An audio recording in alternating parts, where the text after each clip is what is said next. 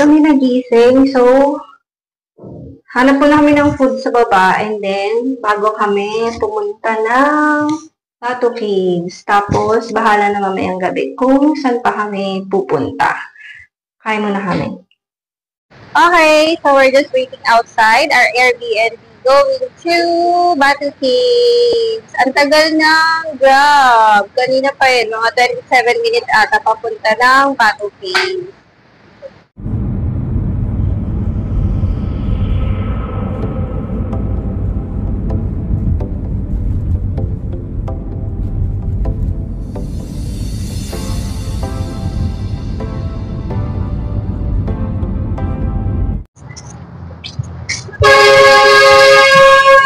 We're here, Batu Caves.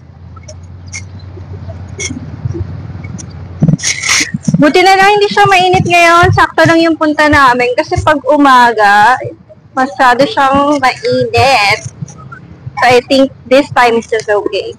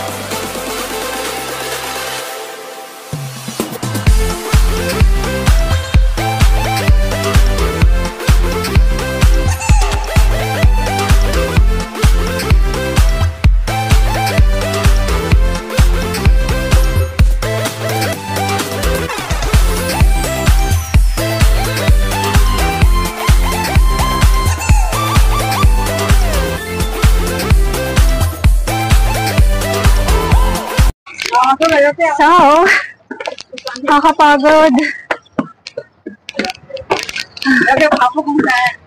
Ang taas niya guys, pero mas malala pa din yun sa 100 Island. At nakakapagod pa din yun.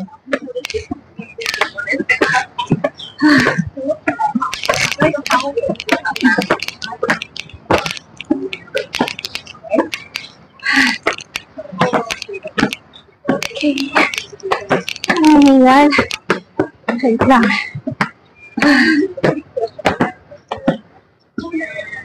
So, ito yung view niya guys sa taas from the stairs. Going down, yan. So, makikita nyo lang yung city view. Tapos yung pinakababa. And then, here naman is yung front. Yung pag pumasok kayo sa, papasok sa loob. Ayan. Kasi pababa yung papunta dun sa cave eh.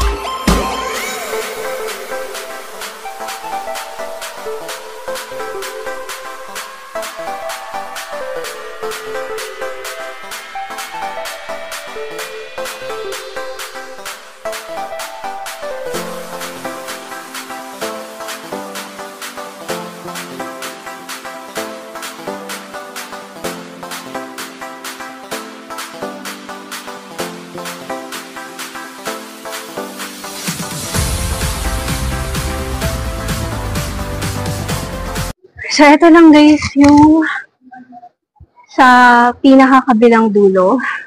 So, para lang silang merong, I think, what is this? A temple.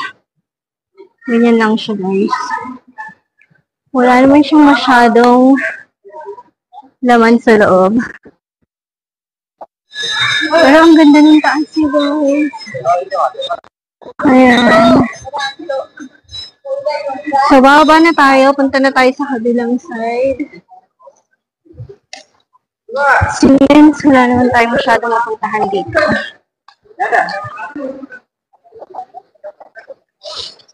Yan. Ito guys yung parang yung temple nila. But, yun nga, hindi tayo papasok kasi nakalagay doon, no shoe. So, pwede kang magdasal dito. Ayan lang siya.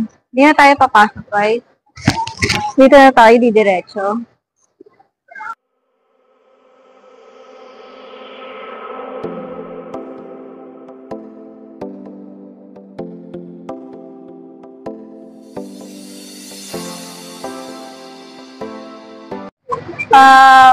So this one is like a villa, art gallery villa. Di na kami papasok guys kasi kailangan maghubad ng shoes. Ayoko maghubad ng shoes. Pero ang daming fish.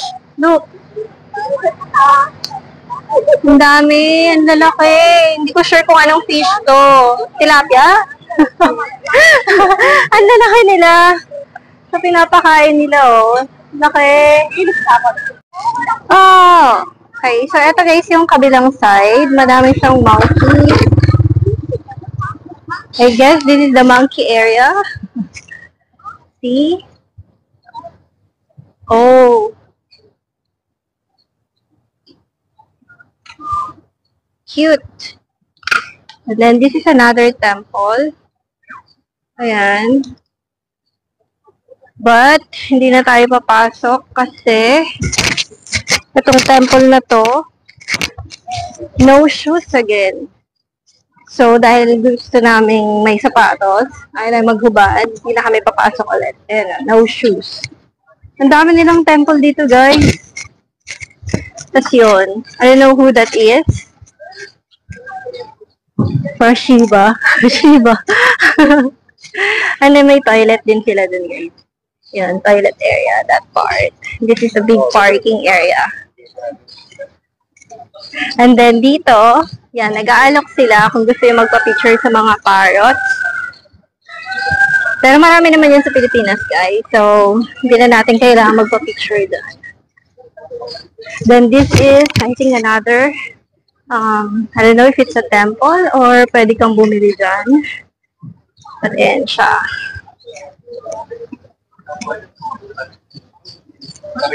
Ayun pa. And this is the art gallery. Ayan. Ayan siya. So, hindi ko alam kung... okay. So, dito yung entrance, I think, for the art gallery. Ayan.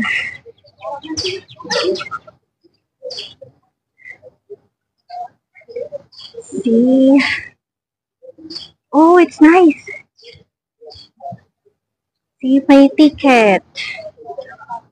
Papunta doon. Ayan siya, guys. May art gallery.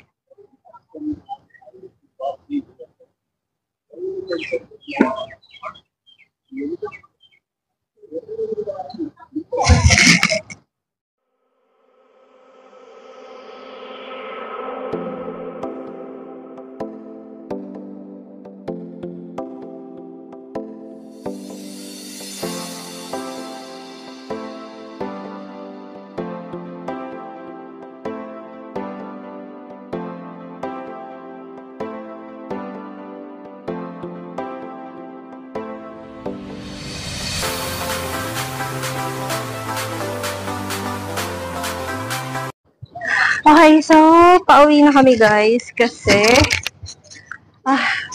6:30 na ng gabi. So, late dito nagdidilim, just like Singapore. Medyo, hindi ko alam kung uulan ba or madilim lang. But, ayun, maulap siya. And then, pauwi na kami. Punta kami na, I think, Pavilion Mall. So, Pavilion Mall muna. Siguro punta rin kami ng Twin Towers. Or bahala na. Basta, pabalik muna kami ng city and then kakain. Kasi nakakagutom. Super nakakapagod maglakad. So, ayun lang muna guys. Hanap muna kami ng Grab. Pabalik. Oh, and final thought. Yung sa monkey area, hindi naman siya ganun ganda talaga. But, ayun nga. Pagka mahilig kayo sa animals, pwede rin naman nadaanan niyo. Dito lang din siya sa may Batu Cave. Sa tabi lang naman nung temple. So, later na lang, guys!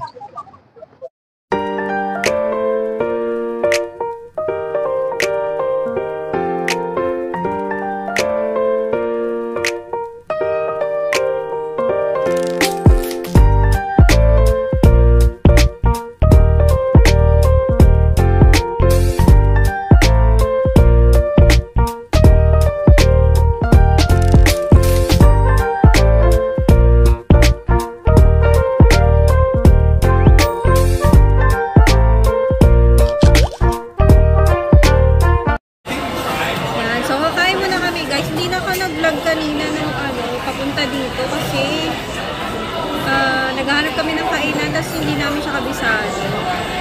Tapos nakita namin to Oriental Coffee. So dito na lang kami kakain. Medyo mas pricey lang siya pag dito ka kumain compared sa labas. So eto yung food namin, papakita ko. So, eto siya guys. Eto is yung Nanyang curry chicken, mee siam. So, I don't know, para siyang pansit, yung pangpalabok. Pero mas manipis doon. Then, this is the curry. I think it's spicy siya. And then, this is sendol. I don't know kung ano siya. Parang may ice. And then, I don't know kung parang halo-halo siya. And then, this one is just yung nasi lemak with rendang beef. Ayun.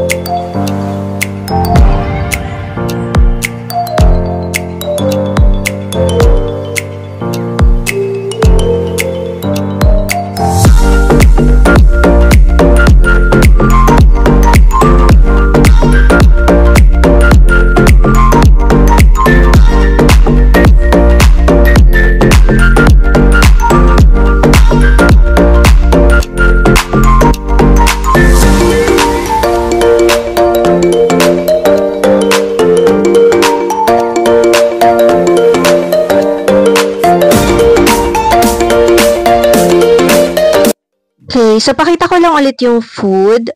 So this is the Nanyang curry. Ang dami niyang serving.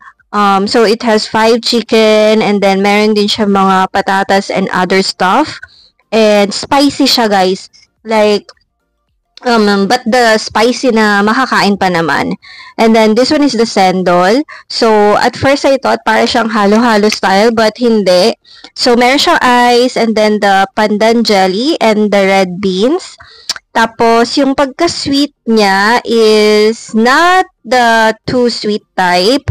I think it's good for 2 people na, since medyo madami yung serving. Masarap yung pagkakagawa niya eh. Parang basta iba yung taste niya compared sa like the normal, or pag i-compare ko siya sa halo-halo here sa Philippines.